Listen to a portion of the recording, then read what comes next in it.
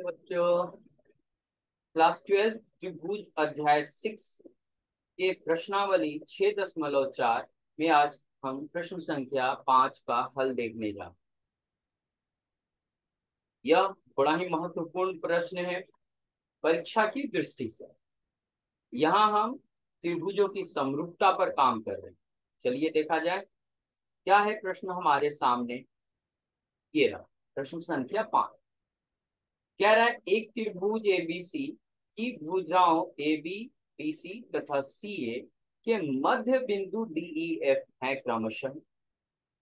त्रिभुज DE F यानी तीनों मध्य बिंदुओं को मिलाने पर जो त्रिभुज बना त्रिभुज डीई एफ और त्रिभुज ए बी सी के क्षेत्रफलों का अनुपात ज्ञात कीजिए। यह चीज हमसे पूछा गया है कि भैया अगर ऐसी स्थिति हो कि किसी त्रिभुज के मध्य बिंदुओं को मिलाने पर जो त्रिभुज बन रहा है उस त्रिभुज का और मुख्य त्रिभुज का अनुपात बताइए। तो कैसे काम करें, चलिए देखा जाए। पहले तो एक त्रिभुज बना लेना है। एक त्रिभुज यहाँ खींच लिया, नाम भी दे दिया एबीसी, जैसा कि प्रश्न में नाम दिया हुआ है तो हमें अलग से मानने की जरूरत नहीं है। अब कह रहा है कि ए बी बी सी और सी ए के मध्य बिंदु क्रमशः क्रमशः मतलब पहले का मध्य बिंदु पहला यानी ए बी का मध्य बिंदु डी, फिर दूसरे का दूसरा, क्रमशः का मतलब यही होता है। तो डी बी सी का ई और सी ए का एफ है। उसके बाद इन तीनों मध्य बिंदुओं को मिला दिया गया है जिससे एक त्रिभुज बन रहा है डी। तो इसी त्रिभुज और मेन त्रिभुज एबीसी का अनुपात ज्ञात करना है। तो हमें यहाँ दिया गया है कि एबीसी त्रिभुज में दिया है कि त्रिभुज ए बी सी में भुजाओं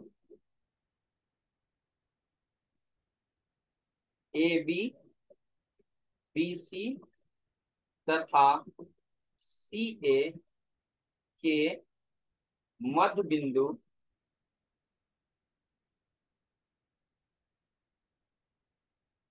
बिंदु क्रमशः डी ई तथा एफ हैं। तो इस आधार पे हम क्या लिख सकते हैं, मध्य बिंदु का मतलब होता है भुजा को दो बराबर हिस्सों में बांटने वाला। जैसे ए बी को का मध्य बिंदु डी है तो यह भुजा को दो बराबर हिस्सों में बांट देगा। बीई बी सी का मध्य बिंदु बी ई है तो यह भुजा बी सी को दो बराबर हिस्सों में बांटेगा। और इसी प्रकार सी ए को दो बराबर हिस्सों में बांटने वाला एफ मध्य बिंदु। तो इसी आधार पर हम लिख सकते हैं कि जो ए बी पर ए डी और डी बी बराबर होंगे, दो हिस्से, ए बी बराबर डी बी, और ये बराबर होगा पूरे भुजा की लंबाई के यानी ए बी का आधा। फिर बी सी में बीई और ई सी बराबर होंगे और पूरे भुजा बी सी का आधा होंगे हर एक। और ए एफ ए सी पर ए एफ और ए एफ सी या ए सी की लंबाई क्या। तो चलिए ये हमारे पास दिया हुआ है, ठीक है। अभी क्या है, अब देखिए हमें यहाँ क्लास 9 यानी वर्ग 9 में कुछ चीजों को सर्वांग समता में बताया गया। वहां ये बताया गया है कि अगर किसी त्रिभुज में दो भुजाओं के मध्य बिंदुओं को मिलाया जाए तो जो रेखाखंड बनता है वह तीसरी भुजा के समानांतर समांतर और लंबाई में आधी होगी। जैसे मान लीजिए ए बी और ए सी की मध्य बिंदु में डी और एफ हैं, इन दोनों को मिला दिया जाए, रेखाखंड डीएफ बना। तो डीएफ जो है बीसी के समांतर और लंबाई में आधी, ये हो जाएगा। तो हम ये बात लिखेंगे यहाँ कि अब हम जानते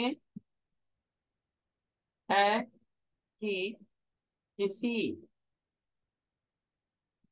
त्रिभुज में क्या है भाई, दो भुजाओं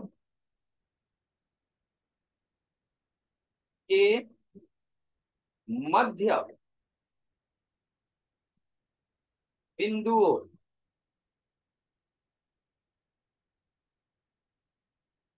को मिलाने वाली रेखाखंड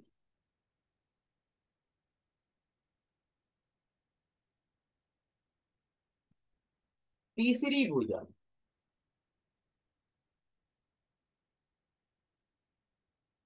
के समांतर तथा लंबाई में आधी होती है। तो ये हम जानते हैं।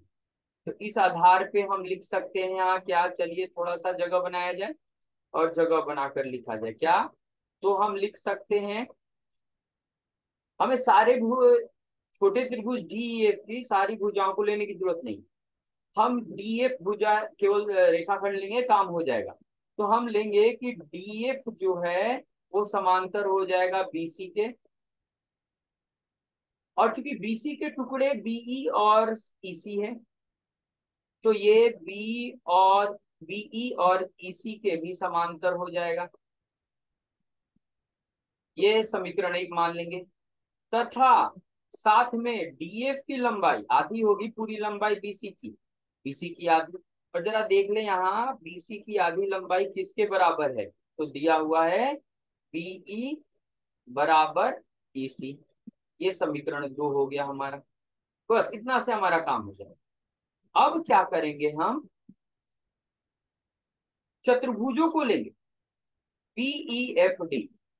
चतुर्भुज बीई एफ डी में आइए देखिए ध्यान से, डीएफ और बीई चतुर्भुज की दो भुजाएं हैं और डीएफ और बीई यहाँ समांतर है। तो डीएफ समांतर है बीई के, तथा डीएफ देखिएगा डीएफ बीई के बराबर भी है। तो जब किसी भी चतुर्भुज में दो आमने सामने की भुजाएं बराबर और समांतर हो, तो ऐसे चतुर्भुज को समांतर चतुर्भुज कहते हैं। तो इस आधार पे हम कहेंगे तो चतुर्भुज बी ई एफ डी समांतर चतुर्भुज है। ये तो पता चल गया। और इस आधार पे हम क्या बता सकते हैं, तो समांतर चतुर्भुज का गुण है कि ये जो कोण है बी और सामने का कोण एफ ये बराबर होगा। तो कोण बी बराबर होगा डी एफ ई के। ये समीकरण तीन से। और यहाँ जो यूज किया गया है यह एक से यूज हुआ है, यह दो से यूज हुआ है, और ये तीन मान लिया। पुनः फिर से आइए, चतुर्भुज डी एफ सी ई में, इधर वाला चतुर्भुज डी एफ ई सी में फिर से आप देख सकते हैं कि डी एफ समांतर हो जाएगा एक में, देखिए ईसी के समांतर है, कहां से, एक में जाके देख लें आप। तथा डीएफ ईसी के बराबर भी होगा, ये दो में लिखा हुआ है आपका। तो इस आधार पे हम कहेंगे कि डी एफ सी ई समांतर चतुर्भुज है, समांतर चतुर्भुज है। अतः इस आधार पे यहां भी हम कह सकते हैं कि कोण सी यानी यह वाला कोण और सामने का कोण यह वाला बराबर हो जाएगा समांतर चतुर्भुज के गुण से, ई डी एफ ये बराबर हो जाएंगे। ये समीकरण चार ले लेते हैं। अब काम हो गया। अब क्या करेंगे, त्रिभुज ए बी सी तथा त्रिभुज डी ए बी सी, तो यहां नाम लिखेंगे ई एफ डी में। आइए ऊपर 3 से कोण बी, कोण डी एफ ई के बराबर है। कहां से भैया? 3 से। कोण सी, कोण ई डी एफ के बराबर है। कहां से भैया? 4 से। तो कोण, कोण